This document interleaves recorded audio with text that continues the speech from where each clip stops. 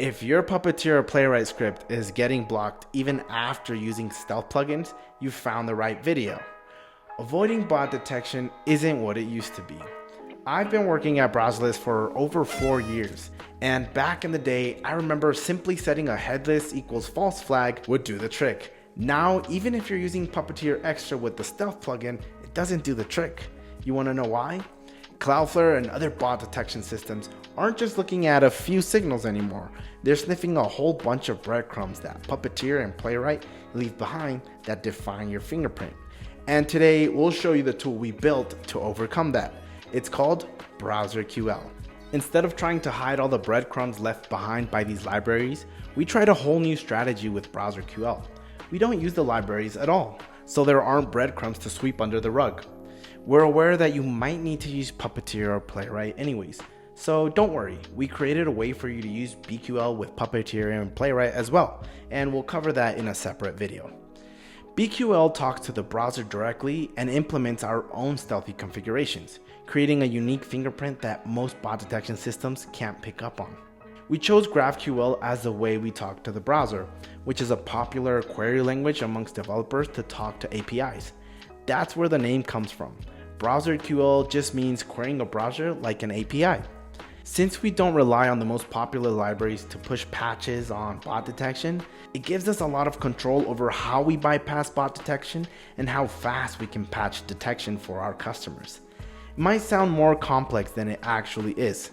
Just picture your whole script is one big mutation in GraphQL terms. Each field inside that mutation is an action that the browser will run sequentially, like go to a site, type a sentence, click on that button, solve a CAPTCHA, and take a screenshot.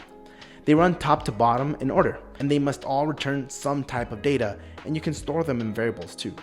It's really easy to get started. Let's check it out. The BQL IDE is inside your account page. If you don't have an account yet, you can sign up for a free account. No credit card is required. Once you're in, you'll see a code editor on the left and a live browser preview on the right. Let's write our first query.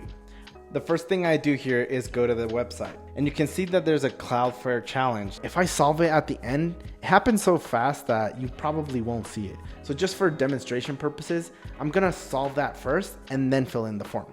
All right, so I'll start by typing the URL and set the wait until network idle, so BQL waits for everything to finish loading before moving on. Then I call solve. I don't need to tell it what type of CAPTCHA it is. It detects that automatically. Then I'll type the email. And for that, I need the CSS selector. So if we go to the page and then right click inspect, you can find that CSS selector. In this case, the input has an ID of email, so it's pretty straightforward. And the same approach for the rest of the fields. And if you're ever unsure what actions are available, or what fields they accept, arguments, or what things return, the IDE has embedded docs built right in on the left panel.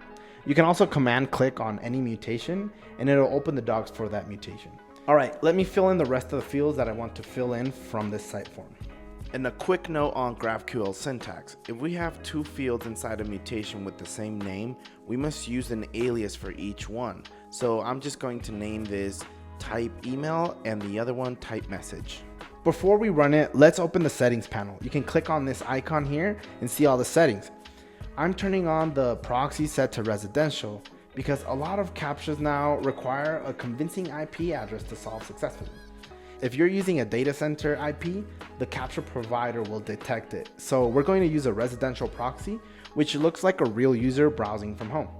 And I'll also turn on humanlike. This is a really cool thing because it adds realistic typing, mouse movement, and scrolling behind the scenes.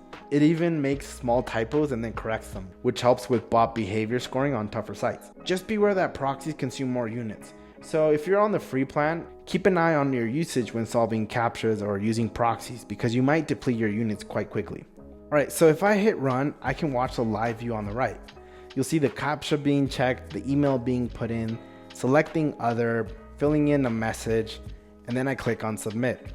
And once I get that success message, I'll just return the screenshot. See, let's take a look and you can see all the things that it's returning. I'm putting time just to know how much each of these actions took. And that's just one use case, but really anything you can do in a browser, you can do it in BQL. And it comes with built-in anti-bot detection. And you can basically run it in any language, since at the end of the day, it's just an API call. Once you've got a query working in the IDE, you don't have to rewrite it for production. But here's something worth knowing. If your query works in the IDE, but it isn't behaving correctly when running it through code, there's probably a configuration mismatch. Maybe the proxy isn't set, or humanlike is off, or maybe the headers are slightly different. Instead of hunting them down manually, just hit the export icon in the IDE. It gives you a ready to run snippet in any language that you prefer.